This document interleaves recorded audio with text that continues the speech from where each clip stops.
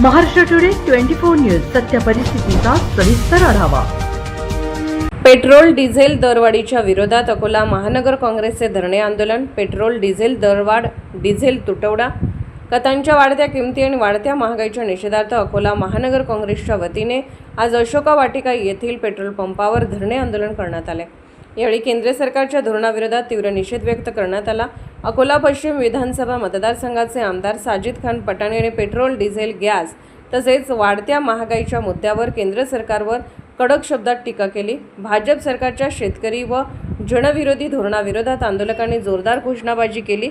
डिझेलच्या तुटवड्यामुळे शेती व्यवस्था कोलमडण्याची शक्यता असून पुढील महिन्यात शाळा सुरू होत असल्याने इंधन दरवाढीमुळे विद्यार्थ्यांच्या वाहतूक खर्चात वाढ होऊन सर्वसामान्य कुटुंबावर आर्थिक भार पडणार असल्याची चिंता यावेळी व्यक्त करण्यात आली। महाराष्ट्र टुडे मराठीसाठी ब्युरो रिपोर्ट अकोला। काँग्रेस कमिटीच्या वतीने हा महागाईच्या विरोधात तेल असो, गॅस असो आणि संपूर्ण महागाई जी वाढलेली आहे त्याच्या विरोधात हा एक आंदोलनाचा आम्हाला आदरणीय सपकाळ साहेबांच्या मार्गदर्शनात आज करायचं आम्हाला हे होतं।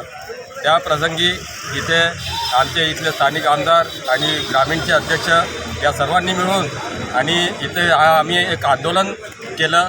याच्यामध्ये महागाई विरोधात आम्ही इथे घोषणाबाजी केलेली आहे आणि खरोखरच या देशाची महागाई ही मोदीजींनी खूप वाढवून टाकलेली आहे।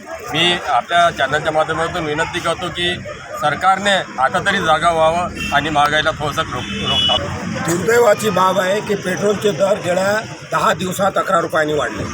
आज 100 रुपयाचं पार संपूर्ण देशात पेट्रोल झालं, मात्र गुजरातमध्ये अजूनही 93 रुपयेप्रमाणेच डिझेल भेटते, 93 रुपयेप्रमाणेच पेट्रोल भेटते।